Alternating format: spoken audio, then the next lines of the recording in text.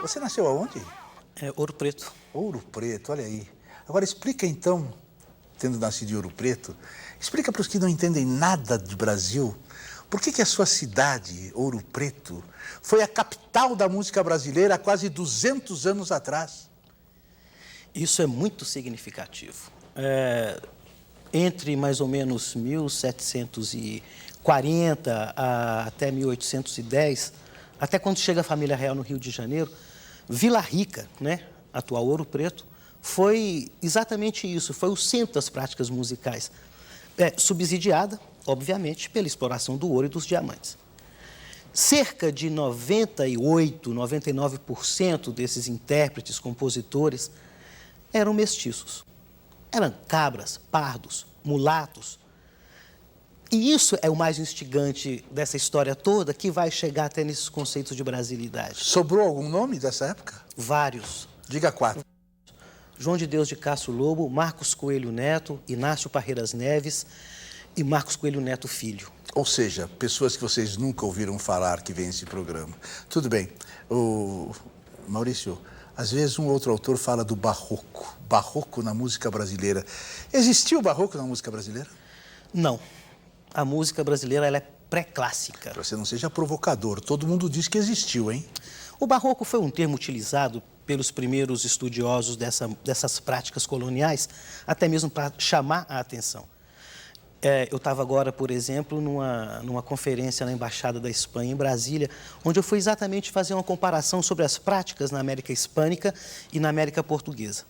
Ora, a América Hispânica tem uma universidade, tem uma imprensa já no início do século XVI. A gente vai ter tudo isso a partir da entrada de Dom João VI, da família real no Rio de Janeiro. O barroco tem uma premissa básica, degli effetti nascono gli affetti. Dos efeitos nascem os afetos. Meu Deus do céu. Fala de novo. Degli effetti nascono gli affetti. O que é a vida, hein, minha gente? Olha, e quem diria, além disso, quer dizer, todo mundo diz que quando se ganha o prêmio Jabuti, a gente entra em decadência. E eu estou sabendo que você ganhou o prêmio Jabuti pelo livro Cultura, Sociabilidade e Festiva na América Portuguesa. O que é que você descobriu de interessante nesse assunto? Bom, primeiro, uma reiteração nisso aí. Esse prêmio foi concedido a uma publicação feita através de um seminário da USP. Eu cuidei da parte musical. Já que havia o seminário sobre cultura e sociabilidade, eu pensei, ora, mas cultura e sociabilidade e festa tem que ter música. Por que não fazer música? Aí o prêmio ganhou na categoria de ciências humanas. E, cara, esses clássicos, como é que eu diria assim, esses clássicos que são sempre respeitados erradamente, esses clássicos que as pessoas têm medo de mexer. Por exemplo, Carlos Gomes. Carlos Gomes era brasileiro? Onde é que ele fez as músicas dele? Carlos Gomes era campineiro de alma italiana, na verdade. Traduza isso. Ora, a gente vai ver toda a produção operística de Carlos Gomes, ela é basicamente italiana. Não há ali fora, salvo algumas temáticas, nenhum indício de brasilidade, nenhum indício de nacionalidade. Sobretudo porque aquele momento era um momento também da ópera italiana. Isso tem que ser respeitado. Mas não se pode tomar nem Carlos Gomes, nem os compositores do século XVIII e nem essa virada do XIX para o XX, algum compositor, como Alberto Nepomuceno ou Alexandre Lévy, como representantes dessa brasilidade. Como eu já havia dito, é muito complexo. Há mais brasilidade em Villa-Lobos ou em Tom Zé? Em Tom Zé. E eu tenho, assim, a maior segurança por 2 motivos, eu diria. Primeiro, aquela distinção entre 2 músicas. Uma chamada de popular, outra chamada de clássica, ou erudita, ou de concerto. Eu já acho isso um tremendo de um preconceito. Por quê? Se você diz que uma é popular, significa que a outra é impopular? Se uma é erudita, significa que a outra é desprovida de qualquer conhecimento musical? Se uma é culta, significa que a outra é idiota? É nesse sentido, eu chamo a atenção sempre, quando eu converso com as pessoas nos corredores, ou mesmo os meus alunos, eu fico falando exatamente nessas diferenças. Mas há uma outra coisa que tem que ser considerada. As práticas populares são mais espontâneas. Elas nascem exatamente de um sentimento, de uma sensibilidade e não de formas, de regras, de normas. Villa-Lobos está fazendo música durante a semana de 22, comprometidíssimo, há 20 anos, 10 anos depois, com o Estado Novo. E Tom Zé não. Tom Zé está fazendo a música de quem ia ser frentista lá no Nordeste. Tom Zé está fazendo a música de quem vive um momento de, não só de provocações, mas também de bombardeios, de ideias. É o mais ácido dos baianos, não é? É o mais ácido e talvez o mais brasileiro. Me diga uma coisa, você falou nos seus alunos, dizem que nesse país, quando uma pessoa fica incompetente, ela vira professora, é verdade? Não, eu acho que quando uma Que pessoa... pausa aí. A pausa foi tchecoviana, mas tudo bem, pode falar. Não, porque eu acho que... O achismo é ruim, você sabe. Eu acho que para ser professor não basta ter só incompetência, não, tem que ter muita paciência. É muita paciência para ver a estrutura do ensino, para brigar com a própria estrutura. Às vezes você está no meio de uma sala e briga com a própria sala, dentro de uma universidade e briga com a própria universidade. E Maurício, você começou algum dia uma aula assim. A pior coisa para um músico é o gosto artístico de um professor.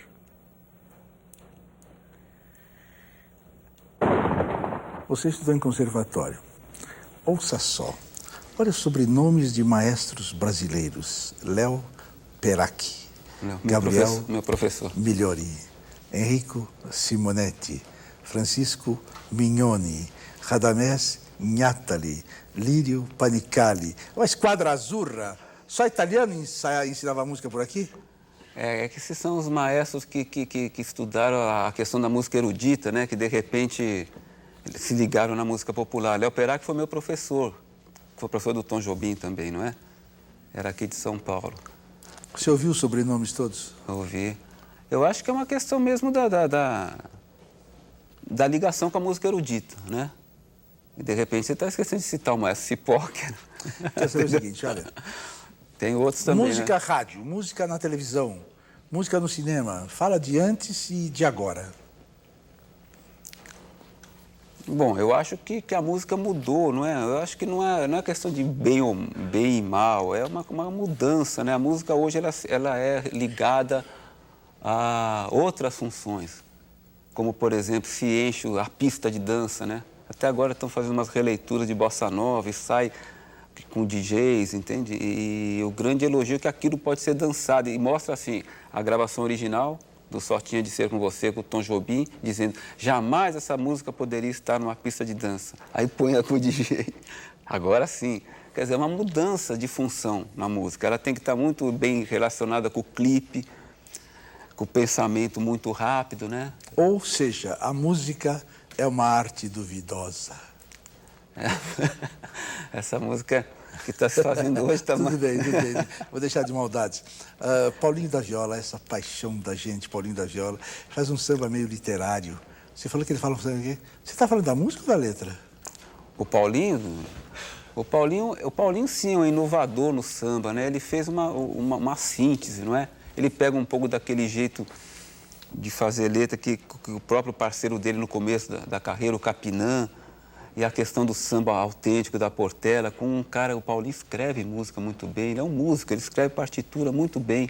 É um príncipe africano, né? E ele fez uma síntese dessas informações todas, né? Então ele tem um samba que é um marco. Mas você prefere uma obra ou um destino humano? Eu prefiro o destino humano.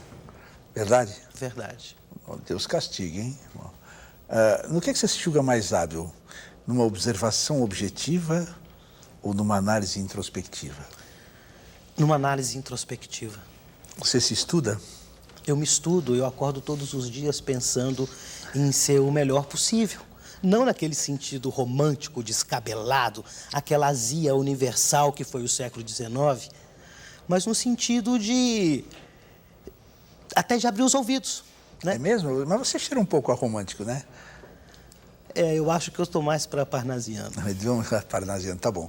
É o seguinte, quando você tem essa análise introspectiva, de repente você pode falar essa seguinte frase: quando há um progresso no seu autoconhecimento, é sempre uma má notícia. Eu tenho tido notícias péssimas. Agora, por instinto, que música que você gosta? tenho um hábito de ouvir a música que eu estudo, é nela que eu invisto. Mas eu adoro, por exemplo, as práticas populares do século XIX e a música do Brasil do século XX, com muita seleção, com muito critério e com muita análise introspectiva, porque meu ouvido não vai escutar qualquer coisa. Eu gosto do Tom Zé, eu gosto do Mangue Beat. Eu acho que o Mangue Beat, por exemplo, até o rap, são manifestações que devem ser observadas com muita amplitude, com muito pouco preconceito. Dá um abraço, que esse abraço, pelo menos, é uma coisa falsa entre nós, entendeu? Dá um abraço, Eduardo.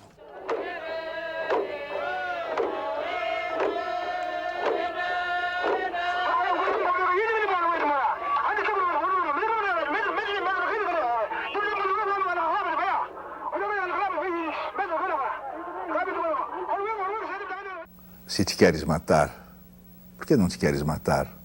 Aproveita que eu que tanto amo a morte e a vida, se ousasse matar-me, também me mataria.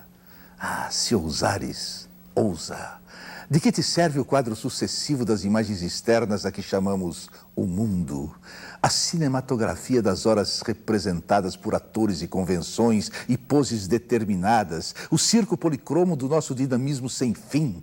De que te serve o teu mundo interior que desconheces? Talvez, matando-te, o conheças finalmente. Talvez, acabando, comeces. E de qualquer forma, se te cansa seres, cansa-te nobremente. E não cantes como eu a vida por bebedeira, não saúdes como eu a morte em literatura. Fazes falta, ó sombra fútil chamada gente. Ninguém faz falta. Sem ti, correrá tudo sem ti. Talvez seja pior para os outros existires que matares-te. Talvez peses mais durando que deixando de durar. A mágoa dos outros? Tens remorso adiantado de que te chorem? Descansa, pouco te chorarão. O impulso vital apaga as lágrimas pouco a pouco, quando não são de coisas nossas, quando são do que acontece aos outros, sobretudo a morte, porque é a coisa depois da qual nada acontece aos outros. Primeiro é a angústia.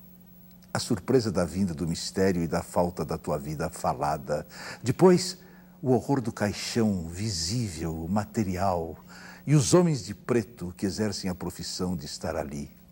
Depois, a família a velar inconsolável e contando anedotas, lamentando a pena de teres morrido.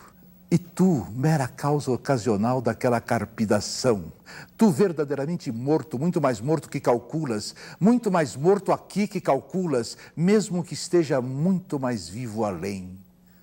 Depois, a trágica retirada para o jazigo ou a cova, e depois, o princípio da morte da tua memória. Há primeiro em todos um alívio da tragédia um pouco maçadora de teres morrido. Depois, a conversa ligeira-se cotidianamente e a vida de todos os dias retoma o seu dia. Depois, lentamente, esqueceste. Esqueceram. Só és lembrado em duas datas, aniversariamente. Quando faz anos que nasceste e quando faz anos que morreste. Mais nada, absolutamente mais nada. 2 vezes no ano penso em ti. 2 vezes no ano suspiram por ti os que te amaram. E uma ou outra vez suspiram por ti, se por acaso se fala em ti. Encara-te a frio. Encara a frio que somos. Se queres matar-te, mata-te. Não tenhas escrúpulos morais, receios de inteligência. Que escrúpulos ou receios tem a mecânica da vida? Que escrúpulos químicos tem o impulso que gera as seivas e a circulação do sangue e o amor? Que memória dos outros tem o ritmo alegre da vida? Ah, a vida! Ah, pobre vaidade de carne e osso chamada homem! Não vês que não tens importância absolutamente nenhuma? Não vês que não tens importância absolutamente nenhuma? És importante para ti, porque é a ti que te sentes. És tudo para ti, porque para ti és o universo. E o próprio universo e os outros satélites da tua subjetividade objetiva. És importante para ti, porque só tu és importante para ti. E se és assim, ó mito, não serão os outros assim. Tens, como Hamlet, o pavor do desconhecido. Mas o que é conhecido? O que é que tu conheces para que chames desconhecido a qualquer coisa em especial? Tens, como Falstaff, o amor gorduroso da vida. Se assim a amas materialmente, ama ainda mais materialmente. Torna-te parte carnal da terra, das coisas. Dispersa-te, sistema físico-químico de células noturnamente conscientes pela noturna consciência da inconsciência dos corpos, pelo grande corredor não cobrindo nada das aparências, pela relva e a erva da proliferação dos seres, pela névoa atômica das coisas, pelas paredes turbilhonantes do vácuo dinâmico do mundo.